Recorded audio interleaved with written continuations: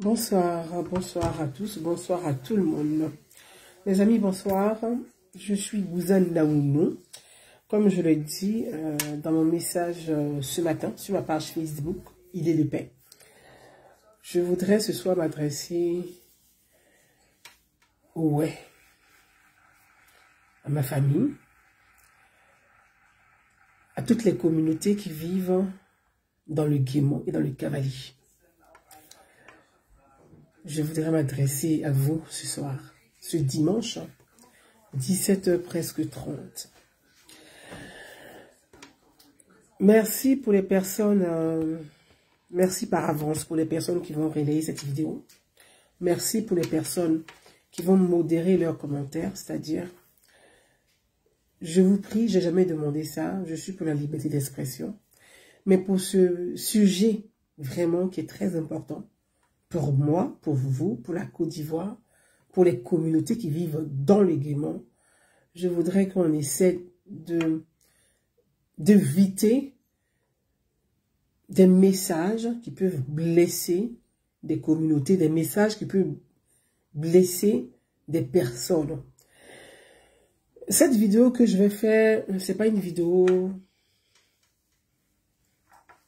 de bad buzz. C'est pas une vidéo de bad buzz. C'est très sérieux. C'est important.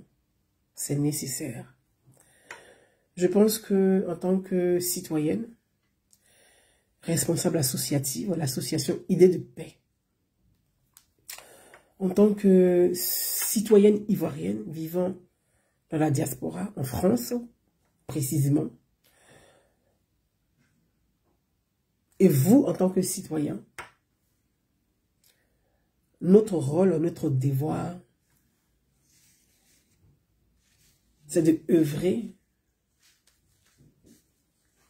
pour maintenir la paix, garantir la paix, construire la paix, afin de transmettre une Côte d'Ivoire en paix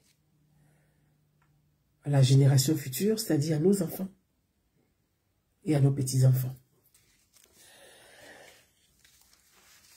Ce soir, je veux parler de la Côte d'Ivoire.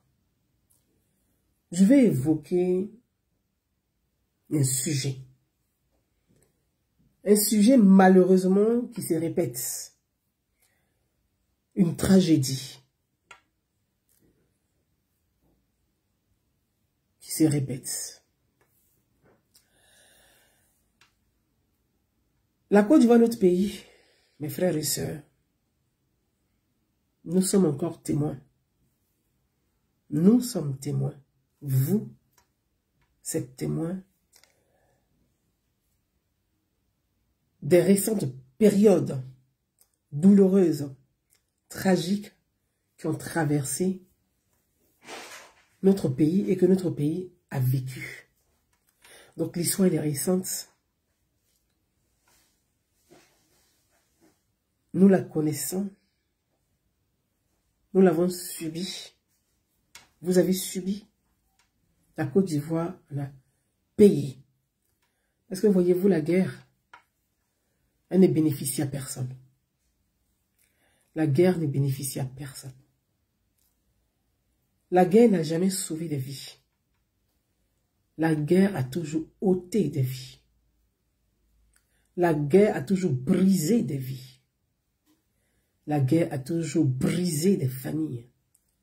La guerre a toujours détruit une nation. Et notre pays, la Côte d'Ivoire,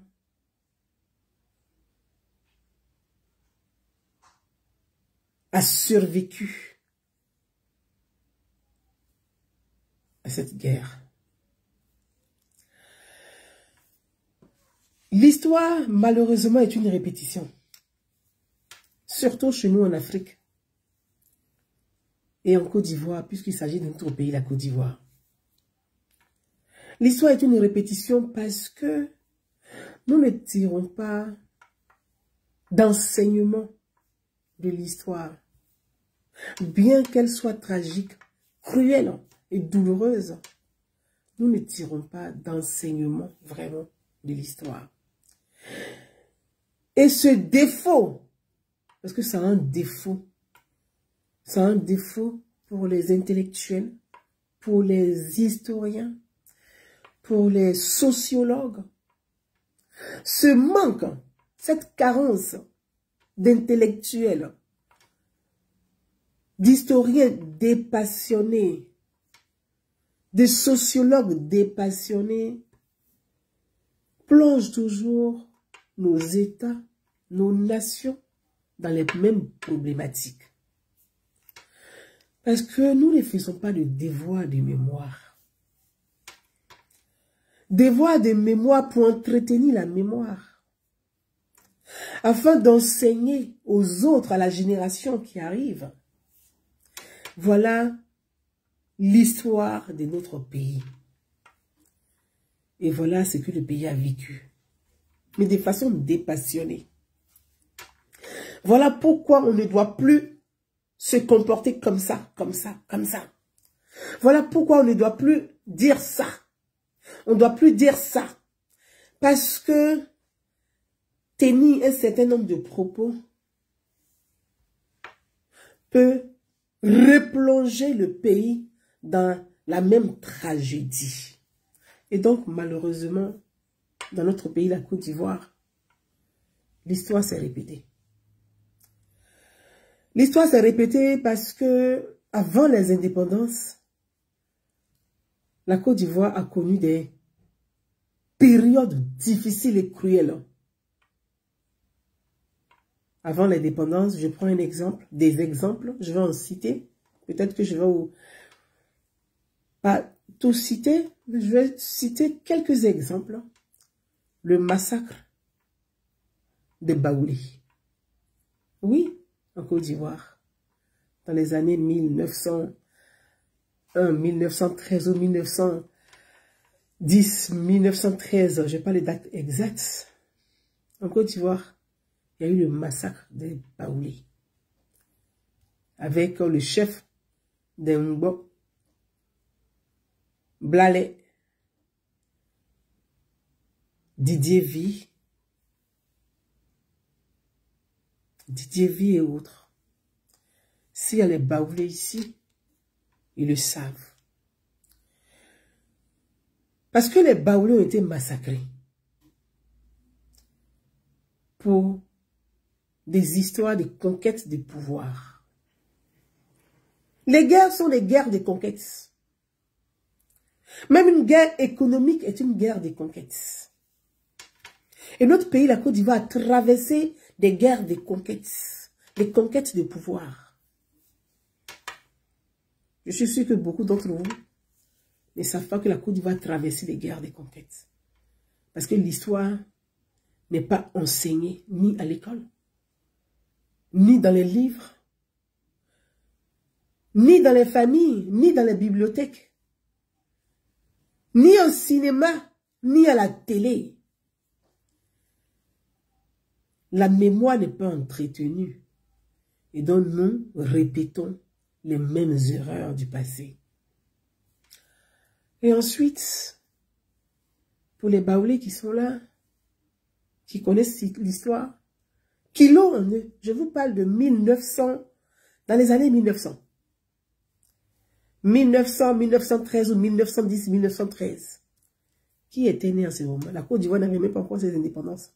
Mais les Baoulés ont été massacrés. Les Baoulés ont été massacrés. Pour des questions de conquête du pouvoir. De 1900 à 2021, il y a des Baoulés encore qui ont cette douleur-là en eux. Oui, il y a des Baoulés, jusqu'aujourd'hui, qui ont cette colère-là, quelque part. Et malheureusement, les politiciens de notre pays, de tous les 3 grands partis politiques de notre pays, ont instrumentalisé les colères, ont toujours instrumentalisé les blessures pour des questions politiques. Et donc l'histoire des Baoulés, le massacre des Baoulés, ça est dans le cœur des Baoulés. Tout ce qui est Didier Vie, Sakassou, ça est dans leur cœur. Demandez aux Baoulés, ils vous diront. Donc l'histoire des 1900 en 2021, ça est dans le cœur des Baoulés. C'est pourquoi je ne vais pas m'étaler dessus. Parce que je ne veux pas remuer le couteau de la plaie. Mes frères et sœurs. Ensuite, il y a eu le massacre des abbés. Dont on dit la révolte des abbés. Mais combien d'abbés ont été massacrés? C'est l'histoire tragique de notre pays. L'histoire des sangs de notre pays. Il y a eu les Atiers. Les Atiers ont été massacrés, Seigneur. Les abbés, dans leur cœur, ça y est dedans encore. Les Atiers, ça y est dans leur cœur encore. L'histoire cruelle et tragique. On vit avec, parce qu'on doit vivre ensemble. C'est pourquoi il faut entretenir, on dit devoir de mémoire. Devoir de mémoire nous permet de tirer les enseignements de l'histoire cruelle, tragique et douloureuse, afin de ne plus répéter les erreurs qui nous ont amenés à cette histoire cruelle et tragique, qui nous ont amenés à cette tragédie. Mes frères et sœurs, il y a eu le massacre des Guébiers. L'histoire de notre pays. Le massacre des Guébiers. Des villages entiers ont disparu. Des villages entiers ont disparu. Des Guébiers ont été massacrés. Seigneur. C'est l'histoire des sangs de notre pays. La tragédie de notre pays. Malheureusement, ça fait partie de l'histoire de notre pays. Ces douleurs sont là. La souffrance des Guébiers est encore présente. Mais ils vivent avec. Ils surmontent ça. Ils ont pardonné. Ils n'ont pas oublié. L'histoire, elle est là. Il faut entretenir la mémoire. Pour soulager les familles. Pour prier pour les morts, afin que leur âme repose en paix. Nous sommes des Africains. Un mort n'est pas mort. L'âme des morts qui n'est pas reposée, c'est un pays qui sera toujours déstabilisé. Mes frères et sœurs, des tragédies, notre pays en a vécu et continue de survivre. Ensuite, les ouais. Les ouais. L'histoire, les exemples que je vous ai donnés, il n'y a pas un travail de mémoire. Il n'y a pas un devoir de mémoire. Chacun essaie de raccommoder parce que dans la... On dit, il ne faut pas parler de ça parce que ça peut réveiller des blessures. Pensez-vous que si on n'entretient pas la mémoire, si on ne tire pas d'enseignement des erreurs du passé, de la bêtise humaine du passé, pensez-vous qu'on ne va pas replonger dans ces mêmes histoires? J'ai parlé des Baoulés, des Abbés, des Atiers, des Guébiers. Ne pas parler de ça, est-ce que ça empêche que la bêtise humaine se répète dans le démon avec les ouais? Il y a eu le massacre des ouais. À Djukwe. Mes frères et sœurs, l'histoire est un enseignement. L'histoire est un enseignement.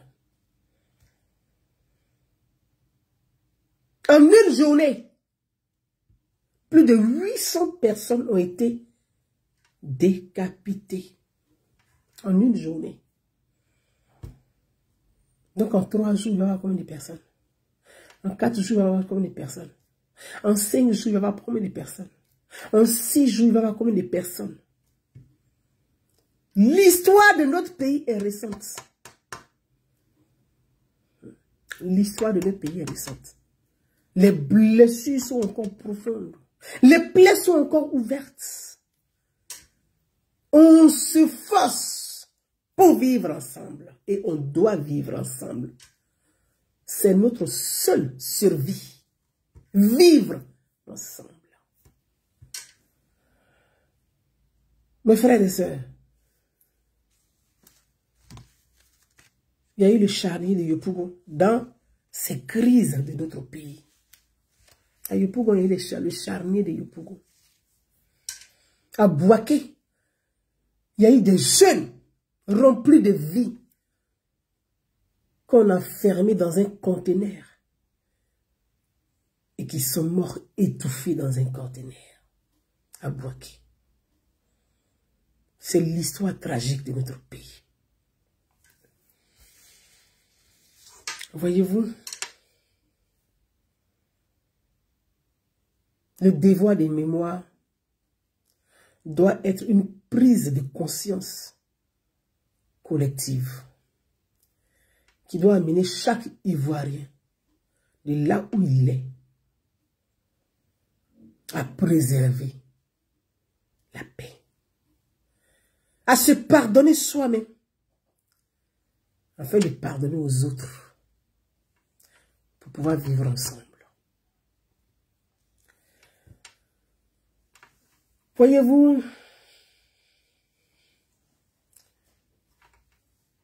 certains diront pour des questions politiques, les Baoulés sont morts pour la politique. Les Baoulés n'ont pas été massacrés pour la politique. Les Abels n'ont pas été massacrés pour la politique. Les Atiers n'ont pas été massacrés pour la politique. Les jeunes Koyaka, enfermés dans les conteneurs à Bouaké, ne sont pas morts pour la politique. Les familles qu'on a brûlées vivants à Yopougon, des jeunes, des personnes handicapées, des mamans, des papas, des papis, des personnes âgées qui ne peuvent pas courir. Seigneur,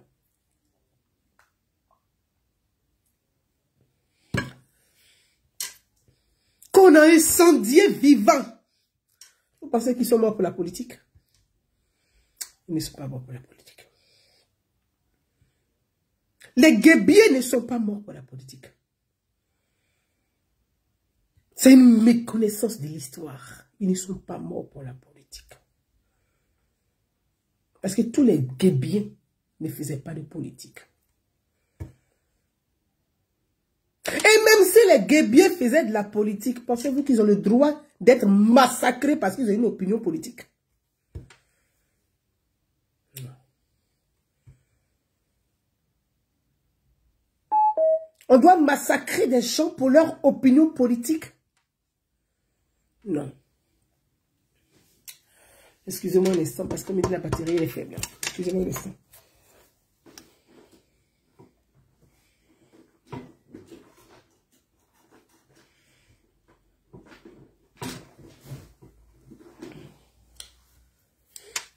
Ils ne sont pas morts pour de la politique.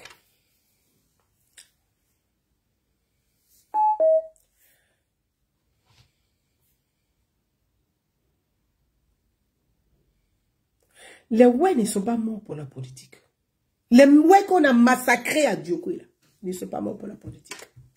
Pensez-vous que à Diokoué, toutes les familles Ouais faisaient de la politique? Ils ne sont pas morts pour la politique. C'est la bêtise humaine. Des fous. Des déréglés.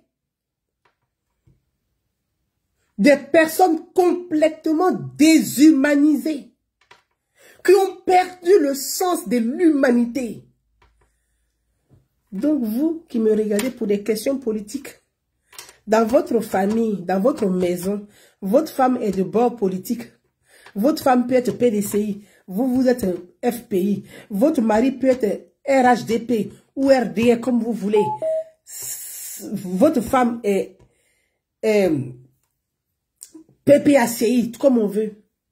Vous allez prendre rentrer dans la cuisine, prendre une machine, un couteau pour éventrer votre femme parce qu'elle n'est pas de même bord politique que vous. Je pense que c'est la bêtise humaine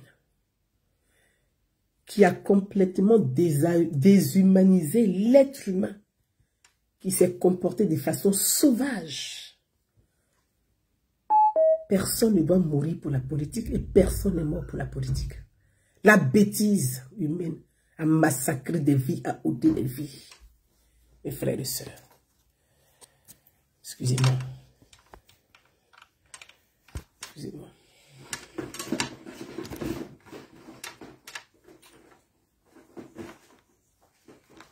Ouais, maintenant, ça. Donc, personne n'est mort pour la politique.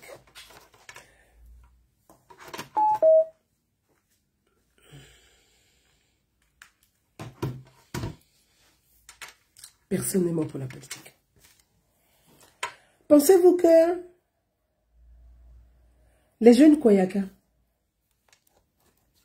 à Bouaké, enfermés dans des conteneurs, pensez-vous qu'ils sont morts pour de la politique?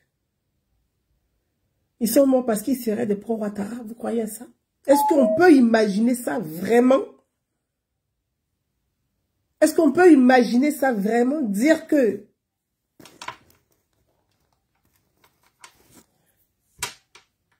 ces jeunes garçons qui n'ont rien fait, qu'on a enfermés dans... On te tue, étouffé. Ils sont morts parce qu'ils seraient des pro-Ouattara? Non. C'est la même bêtise humaine qui a ôté la vie à ces jeunes à Bouaké. C'est cette même bêtise humaine qui a massacré les populations à Diopé, à tout le pleu, à Taï, à Djiglo, à Kubli, à Bourolekin, à Bangolo, à Fakobli, à Diopé. En une journée, 800 personnes sont mortes. Mes frères, je vais vous parler de Djoukoui un peu. Parce que je connais Djoukoui. Ma mère est de Djoukoui. Vous voyez Djoukoui? C'est un carrefour. C'est un carrefour important, stratégique.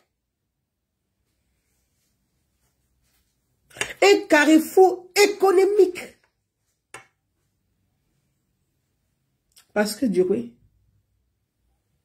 c'est là, tu quittes au Libéria, tu passes à l'ouest, tu vas à Djoukoui.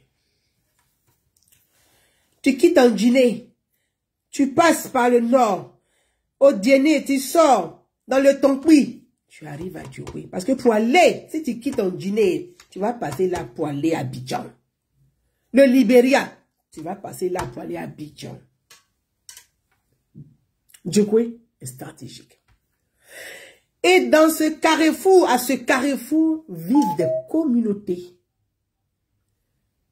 Plusieurs communautés vivent à Djoukoui, mes frères et sœurs. On a les Wé, on dit communauté malinké, les malinké, donc les Koyaka, les Maouka, les Oudinika. On a la communauté Sénoufo, parce qu'il ne faut pas confondre, les Sénoufos ne sont pas malinqués. Les Sénoufos ne sont pas malinqués. Souvent, les gens confondent ça. Les Sénoufos ne sont pas des malinqués.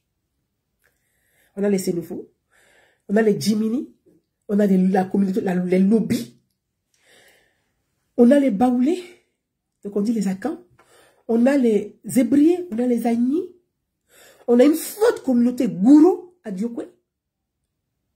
On a la communauté, donc quand les gens disent CDAO, que je n'aime pas trop, de l'Afrique de l'Ouest, mais on dit CDAO, mais on a la communauté burkinabé, qui est une forte communauté, qui depuis des années, des décennies, vivent avec les Wé, font partie de...